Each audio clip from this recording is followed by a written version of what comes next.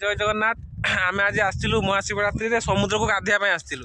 समुद्र नाई आम समुद्र को आइलु देखे समुद्र नाई भाई देख आम ना 3-4 किलोमीटर बुले आइले समुद्र ना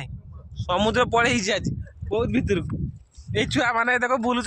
पानी खोजिया कल आम गाधिया पानी खोजी खोजी जाकि 2-3 किलोमीटर भीतर को आइले पानी ना समुद्र गायब।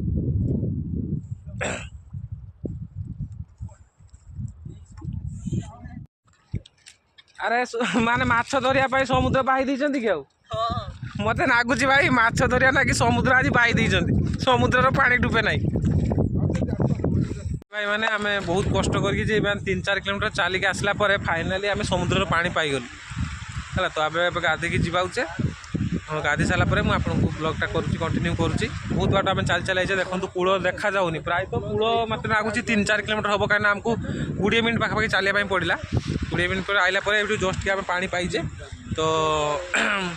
ये आम गाधा गुधी करवा गाधिकी जा देखो मत लगुच आज किए समुद्र बाही देता जान